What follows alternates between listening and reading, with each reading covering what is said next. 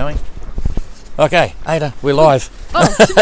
Hello, everybody. We're here at Kingston Beach in Tasmania at the film drop, and Captain Gug is still out there in NURI. He's about to leave, so we're happy to be here. He's been here for a couple of days. He hasn't been having a holiday. He's been working quite hard. And in fact, I'll tell you the things he's been doing later on. But and before I do anything, I've got to talk about pictures here from Luke's, from Lewis, from Celia, from Aaron and Emma, and a whole bunch of school kids in France from class CE1 and CE2 that wanted to say good day to everyone out here and so on. And it's kind of fun. We've got quite a few school kids in Le Sable d'Olonne and other spots following what's going on. So thanks, guys. There they all are there.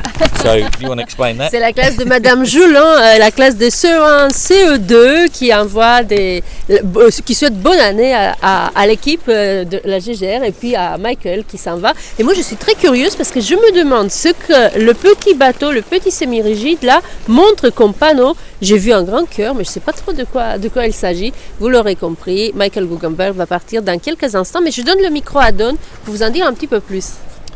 Okay, he's getting ready to go. I'm but before wondering, what's this heart on the panel that they show to him? the heart, It's a big heart and something on this messages. panel. I don't know. lost loves or something. Yeah, maybe. I don't know. So, yeah, that's there. They've got a charter boat here. That's Helsel, local commercial boat, and they're going to go out and film and everything. He's doing his own doco, which you want to see. They're doing a big effort on filming later on. Yeah, And he was filming the panel too. yeah. And Captain Gug is really doing a lot of filming as well, so that'll be fun to watch. Anyway, but we should pan around and show them Kingston, Jane. So we're on the breakwater, a few friends here. We've got Jackie and Alex again off the boat that took us out. They're boatless now.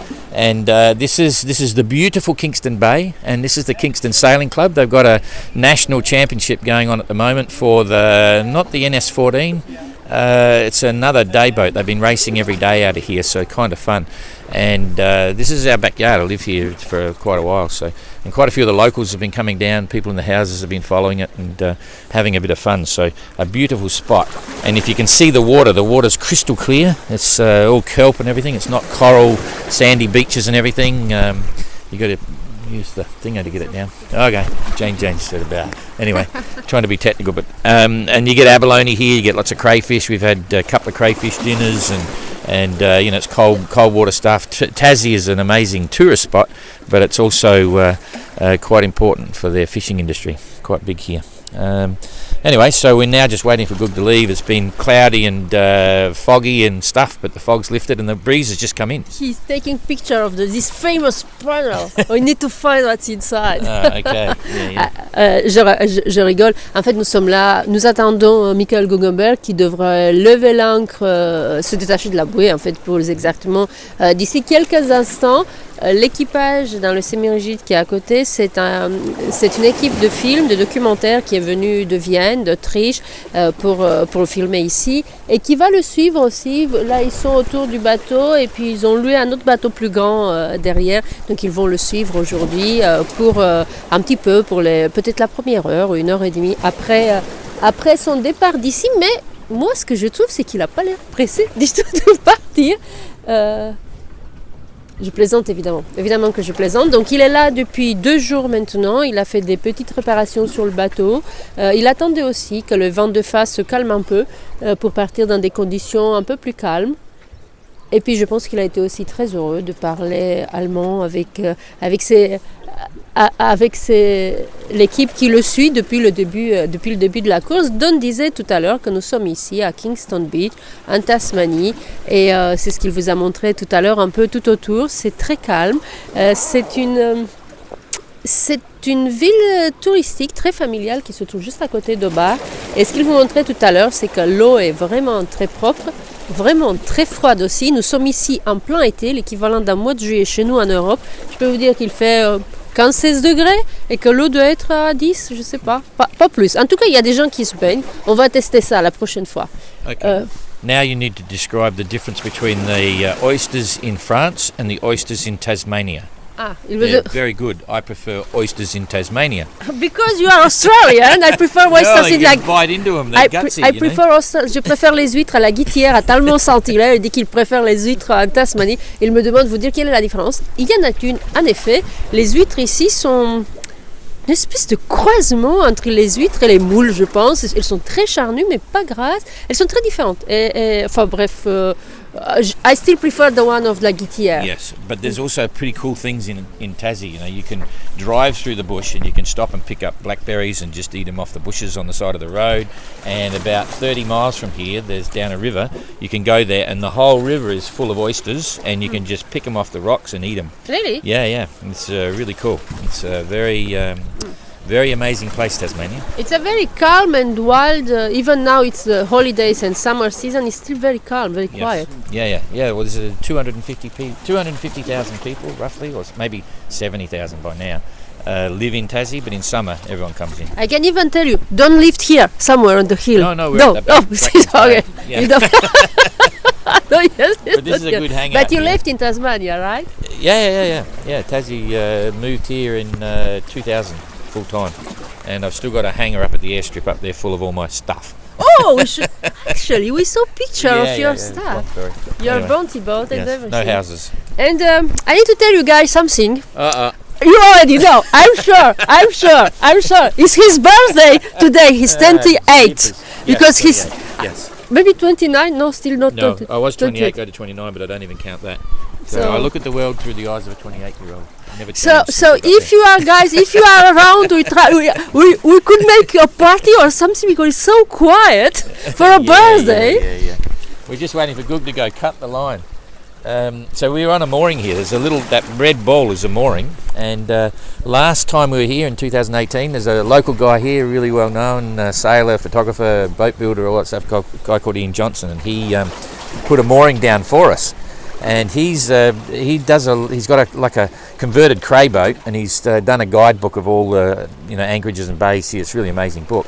And as part of that, he was concerned about the environment, and he's been putting into rocks stainless steel U-bolts so people can tie up to the rocks instead of putting anchors down and in little anchorages. But anyway, he rang us a couple of months before we got here and said, Don, they got moorings here now. Put a mooring down, and I reckon he might have been instrumental. There's now yacht moorings in places, so that's actually a mooring put in by the local council, and just perfect timing for us. Turn up at GGR, so that the entrance don't have to anchor. It keeps them close enough to shout from the rocks as well. So now we've got Jeremy coming in about a week, maybe a little bit less than a week. So what's today? Tuesday. Today is Tuesday. 4th Tuesday. So of probably January. Monday or Tuesday. Monday next week. Thursday. Oh, jeepers. 4th of January. 4th of January, Wasn't your even birthday. close. 5th of Oh, January. Yes. And it's And anyway you drink nothing. about 6 days from now you'll see him. So 6 and 5 is 11. 6 days from now, 11, yeah. Yeah. Okay. Yeah. So that's next cool. Wednesday. Yeah. So Gug was one of the big jobs he did. He actually did by hand put a reefing, another reefing. Oh, there's John. Yeah. Another reefing system in the mizzen sail. So his mizzen has one reef in it. He wanted two because he was convinced that it'll balance the boat better in heavy weather in the Southern Ocean. So he was out there stitching for quite some time, but he's done that now. And he's tidied up the boat and checked things, on the mast and all that sort of stuff, and had some really good sleeps. The weather when he gets out of here, if you've been following the tracker, it's going to be quiet, light winds for a couple of days, and then he's going to get sort of a bit of everything. Not super favourable from behind, but not bad, so he'll do okay. And it's cost him a little bit of time, but he's raring to go. And I think he's working on the basis that he may not be able to catch up to the leaders, but he's holding forth, and anything can happen. We've had anything can happen between now and the finish. So he's looking good to go. And he's really focused on his finish, on his next 4 months, going back to Sable d'Olonne. Yeah. It's I think he's aware that they've all had it pretty easy so far. They're hoping it's similar on the way to the Horn, but they're ready for anything. So everyone said, you remember Jean-Luc told us last time, coming back the Atlantic can be super long and super boring and super annoying. I don't know when it's not stormy. When it's just normal weather, it's still a long way. Yeah, exactly. That's the whole thing. It changes like as if someone's just shut the door behind you. When you get around Cape, you're so long in the Southern Ocean, and you get used to the 3 metre, 4 metre seas, and 35 knots of wind and all that sort of stuff. And then all of a sudden, when you get around Cape Horn, it just goes boom. It's like you're in a whole different spot. But then you think, oh, great, boom. Then you got to watch out for the low pressures just the other side of the Falklands, because you can get hammered. And it's a long way to get up there, and that's what tricks you. You think it's all over out of the Southern Ocean.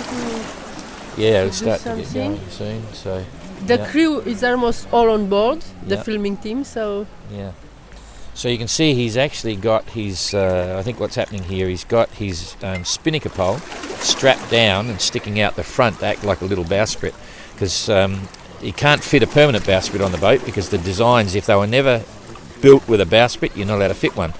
And then the other thing we do is we don't allow them to carry anything that they can set up a permanent little bowsprit once they get going, like one they can put up and down.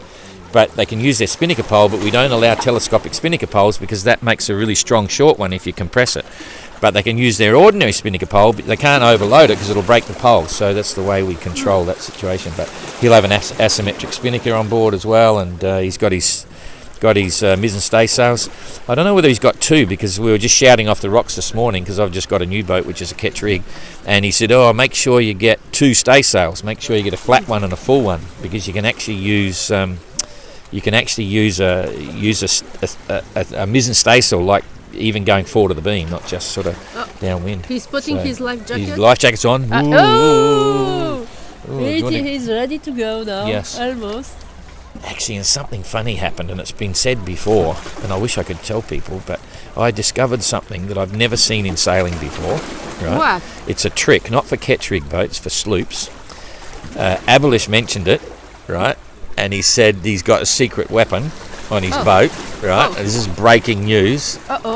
I saw the onboard footage, I saw the secret weapon, and I got to tell you, and if Dick Koopman's watching this, he'll be panicking that I'm about to say something. I've never seen it before in my entire sailing career, and it's really clever, and it is a secret weapon. Okay. But I'm not going to say anything. So that's why he's so fast. I'm just not going to say anything, but it's just so good. I'm just going to get people talking about it. It's amazing. When we saw the picture, Jane said, check this out. And I couldn't believe it. It is so clever, and I've never seen it before, and I'm not going to say anything. But it's not the kite surf. No, it's nothing. Like No. I'm not going to confirm or deny, but it's really smart. What's his mind sail? And it absolutely would give Abelish an advantage. Absolutely, yeah. It's very smart. So it's very allowed smart. elite? Yep, it's completely legal. Completely legal. But it's just amazing. It's amazing. And the only reason I'm saying it because I got a few emails about it. When you will tell us then? No, it's up to Abelish. He can describe it. But I'm not kidding. I was holy dooly. So that's interesting. And the only reason I bring it up because I've had a few emails already from people saying, "Hey, what's this secret weapon?" And they're saying blah blah blah. And I just said, "Sorry, I'm not. Anyway, I'm not saying anything, but it's very clever." And I don't know who came up with it. It wasn't Philippe Pesch from the previous owner, but it's really cool. Anyway, it's starting to rain now. Drizzle. Yes. So. It's starting to get. Yeah, looking good. NURI artisanal sardines. So now the problem is we've got to eat the chili sardines. When he goes. Gug gave everyone associated with GGR a tin of chili sardines, and we all have to eat them when he goes around Cape Horn. Except this guy who is allergic. I don't know how he. No, not allergic. I just hate anything chili and hot, so I'm going to have to eat them, which is a problem. Very shortly, hein. Yeah. Alors, voilà ce qu'on disait, de nous raconter des choses un peu techniques. Aussi sur l'arme secrète d'Abelish Tommy, il n'a pas voulu nous en dire un peu plus sur ce que c'est qui lui permet d'aller vite. Apparemment, c'est complètement autorisé dans la course. C'est une très bonne idée, très intelligente, m'a dit-il, mais il n'a pas voulu nous en dire plus. Donc, on ne sait pas plus. Et puis là, on regarde Michael qui s'apprête à partir. Il nous disait, Don aussi, qu'on doit manger les sardines. Vous savez, NURI, le nom de son bateau, c'est un célèbre sardinier, je crois, allemand ou autrichien. Et donc, il nous a offert à tous une boîte de sardines très pimenté qu'on doit manger lorsqu'il passera le Cap Horn, donc c'est pour bientôt. Moi ça va, même pas peur. Pour Don ça va être un peu plus compliqué je crois. Oh, the Et breeze, là, nice ça y breeze est. now. Ouais, maintenant il a le vent qui se lève juste à la... Just when he's go. The breeze Yes. coming just when he's go. Yeah. Ready to Yes. go. Yes. Okay, there are other big boats going. He's just about to drop the pick, but just before we go, Oops, sorry. we've got John coming up here. We were out on John's boat when Gug arrived. Jane, just Come turn on. around to John. Thanks, John. But tell me, you Okay. did the Sydney Hobart. This is John. Hello. John's got the boat that we went out on for Big Gug. Yeah. Tell us about your Sydney Hobart experience. Oh, the Sydney Hobart was great. You know, if you're over 60, don't think you're too old because you're not. I'll give a plug for the boat, Silver Fern. Yeah, Silverfern. Yeah, she's doing it again next year if you want to ride. So, Yeah, the owner will be happy about that. Yeah. That's cool. Yeah, All had right. all the fun things, you know, a northerly, then a southerly, and then lots of waves. But How long did it take you to recover from our night of no sleep? I'm still getting up on that one. We had a whole night out here coming in to see this boat come in. No, she's off, I think. Yep. There's a big one getting ready to go. Okay, good. Thanks, John. Yep. Oh, sorry. Okay. Just about to happen. Okay. Not quite yet, Jane. Let's say hello to Alex and Jackie. Alex and Jackie, we went out on your boat for Simon and Kirsten and Abelish. That's right. Yeah. Yes. So what do you think of the GGR? I think it's fantastic. We Yeah. can't keep away from it. Yeah. Okay. These are the guys doing the crazy signs. So you were here for all of the 2018 entrants as well. We Yeah. greeted every single one that came into Hobart, Yeah. including Captain Mark's Coconut. Captain Coconut. It came 4 years later. Yeah. They did the interview with that one. All right. Well, that's cool. Thanks, eh? Yeah. Good. Good that you're doing the big. This is our renter crowd. You know, we've got a couple other locals as well. A couple of got all that stuff. So I'll give him the Aussie retreat. Bugger off. Okay. Yeah. It's a very nice boat, actually. Like, it just looks nice, you know. I mean, it's well prepared and all those sorts of things. So it's a very cool GGR boat, but it's just a good-looking boat, you know. So, yeah, very cool. He did so many things in his life, Michael Guggenberger. Yeah. He was a carpenter, he Yeah. built houses. Carpenter. Carpenter, thank you Carpenter. for the English lesson. He was a filmmaker. Yeah. He Oh no, he built sets. He built the props. Like if you want to do a Hollywood movie and you got to do the gangster bloody city, they build all the. He was a timber like a builder. Yeah, but building for all the props. movie, and Yeah, he yeah. left that movie Yeah. alive, and then suddenly he's the first one. We already told it. He's the first one who called you to say, "Hey, I want to do the Yeah, GGR." He's the absolutely. first entrant in 2018 or 17, just before, and now he's here. He's the fourth boat. He's in Yeah. the race, even if he Doing it. don't have a huge experience of sailing, non-experience of the Southern Ocean. Yeah. No, he has now. He's been part Yes, way. now, yeah. It's a good story. You know, he Yeah, was yeah, he was an average sailor, and now he's an instructor. You know, he teaches people how to Exactly. use sextants and sailing. So when he gets back, he'll be able to. Although who knows what he'll do when he's finished, but he does sailing school stuff as well. So Yeah. he's officially cast off. And the engine is going. So This is the beauty with the GGR. When they leave Les Sables d'Olonne, you have no idea. I mean, you have some favorites. You know the one who already did the race, the one who are very experienced, and you have some others. You have no idea how they will do. I know. And Yeah. Good luck, eh? Okay. And the breeze, look at that, he's got Yeah. a nice breeze coming on just as he leaves. You can see it on the water. He'll have a nice little breeze very soon and can get sailing. So that's I'm cool. wondering when he's in his mind now. If it was you, Don, Yeah. what we would see. You feel he won't be nervous, I don't think, at the moment, because he's well prepared. I mean, he's had 2 days to get everything ready. The boat's just perfect. Yeah. He's probably got his bunk all sorted and everything down below. So he's happy and he'll be keen to get away. He would have been torn when he's here because he knows he's meant to be out there, but it's a Yeah. good chance. Once you make the effort to get in, it's a good chance to regroup and get ready to take on the Southern Ocean again. So it's, I think it's a smart move. He's still, this is an important thing to point out, even to the French, it's still a solo non-stop unassisted because you're able to anchor anywhere or pick up a mooring and do repairs and so on. No one's been on the boat. He hasn't taken anything on board. He's completely independent. So he's still on a solo, non-stop, unassisted sailing scenario. Ouais, ce que disait Don et ce qui est important à mentionner également, c'est que parfois il est un peu bizarre de les voir si près, surtout si près de la civilisation, surtout ceux qui restent un peu, comme c'est le cas de Michael Guggenberger qui est resté 2 jours. Mais en fait c'est toujours une course en solitaire, sans assistance et sans escale parce qu'ils sont à la bouée. Personne ne peut aller à bord, personne ne peut rien leur donner. Ils peuvent juste faire comme on l'avait fait, je crois, pour Robin Knox-Johnson ou pour Bernard Matessier. On était venus leur lire des lettres juste à côté du bateau. C'est un peu cela ce qui se passe, par exemple, là, avec cette équipe allemande qui le filme. Les gens l'approchent, le gardent, lui parlent. Peut-être lui donnent-ils un peu de chaleur humaine. En tout cas, ces stopovers sont décidés par Don aussi pour nous permettre à nous, ceux qui suivons la course. Cette course est tellement longue, tellement différente de ce que nous connaissons en navigation aujourd'hui. Elle dure, vous le savez bien, presque un an. Alors je pense, Don le disait, il a fait ce choix-là de ces stopovers à Lanzarote, à Cape Town ici, pour pouvoir leur donner des nouvelles du monde et nous donner à nous surtout des nouvelles du bateau, voir comment ils vont. Donc c'est un peu cela, mais ça reste une course en solitaire et sans escale. Et sans doute, moi je suis certaine que ça doit être drôlement difficile d'être après 4 mois si près du monde et du confort et de la douche chaude et des légumes et des fruits et de continuer pour 4 autres mois de tour du monde. Okay, the other thing to remember is that you have the situation where Matessier came to Hobart, right? Yeah. And he waited for many hours down the end of things. I just saw say it in French, but I didn't know it was in Hobart. Yeah, no, he came here. He came here and stopped and waited to find a fishing boat. He found a fishing boat, asked him to take the letters to the Royal Yacht Club of Tasmania, which he did, and they've still got it in their history books as Matessier back in '68.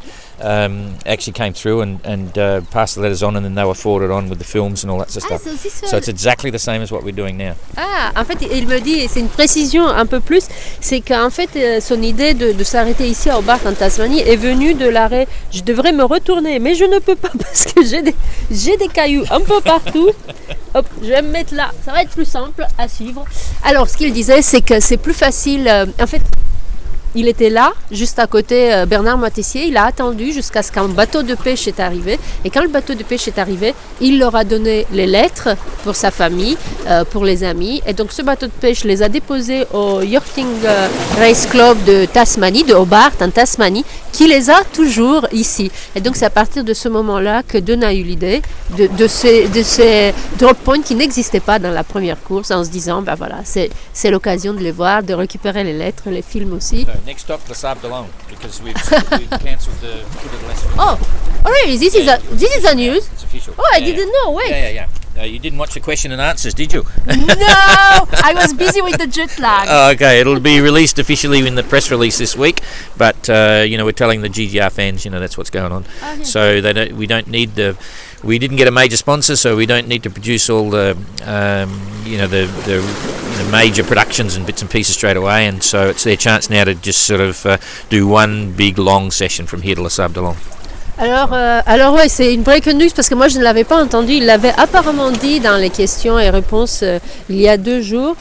Il vient d'annuler Don le drop point de Punta del Este en Uruguay parce que Don espérait avoir un sponsor et pouvoir organiser des drop points un peu plus importants avec des films et des équipes, mais il n'a pas eu de sponsor. Donc du coup, c'est trop compliqué et Punta del Este vient d'être annulé, ce qui veut dire que la prochaine fois où vous verrez Michael Guggenberger, ce sera, on l'espère pour lui en tout cas, au Sable d'Olonne, vers le mois d'avril, le mois de mai, par là, au bonjour. Okay, I think that's it. Nice breeze now, so we'll see you with Jeremy very soon. Okay.